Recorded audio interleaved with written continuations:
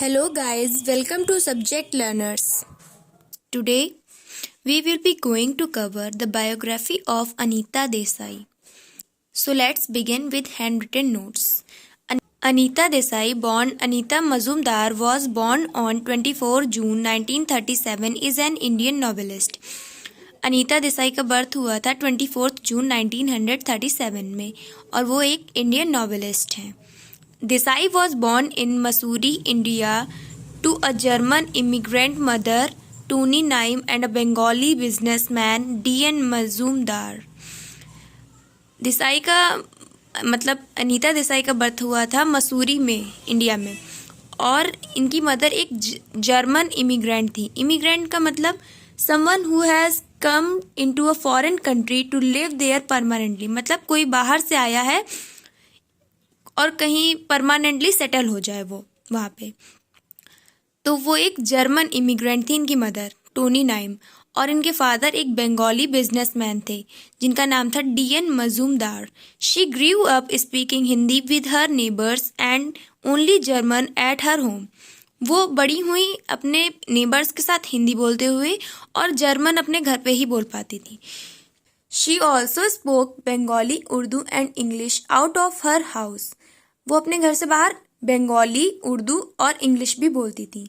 She first learn to read and write in English at school. उन्होंने सबसे पहले reading और राइटिंग इंग्लिश में सीखी अपने स्कूल में. And as a result English became her literary language. और इसका रिजल्ट ये रहा कि इंग्लिश उनकी लिटरेरी लैंग्वेज बन गई. She began to write in English at the age of 7 and published her first story at the age of 9. और उन्होंने ओनली 7 ईयर्स की एज में राइटिंग स्टार्ट कर दी, और जब वो 9 ईयर्स की हुई तो उन्होंने अपनी फर्स्ट स्टोरी भी पब्लिश कर दी. As a writer she has been short listed for the Booker prize 3 times. एक राइटर की तरह उनको चूज किया था बुकर प्राइज के लिए 3 times. She received a Sahitya Academy Award in 1978 for her novel Fire on the Mountain. उन्होंने first award जो पाया वो साहित्य अकेडमी अवार्ड था 1978 में उनकी novel fire on the mountain के लिए.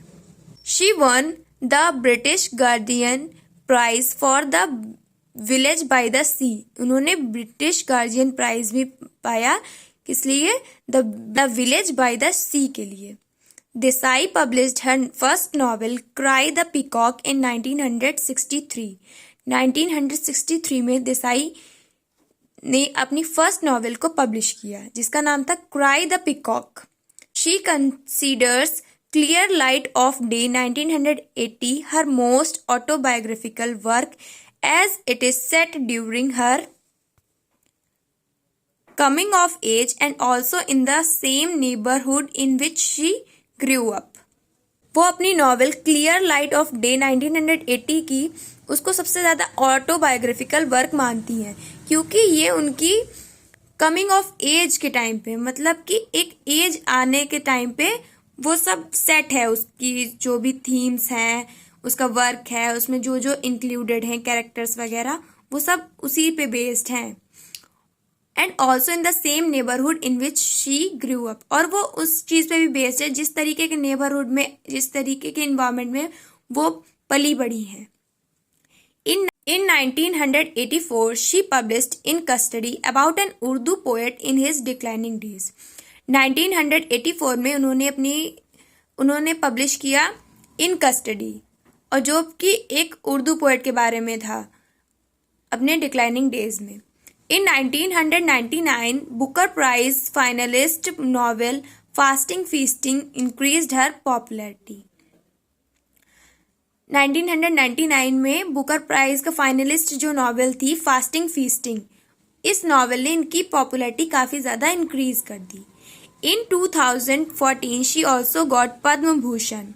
2014 में इनको पद्म भूषण भी मिला. इनके कुछ इम्पॉर्टेंट वर्क्स भी देख लेते हैं. The Peacock Garden 1974, Games at Twilight 1978, Clear Light of Day 1980, In Custody 1984, Fasting Feasting 1999, The Zigzag Way 2004, The Artist of Disappearance 2011. And that's all for Anita Desai. Hope you have liked the video. Then like, share and subscribe to Subject Learners.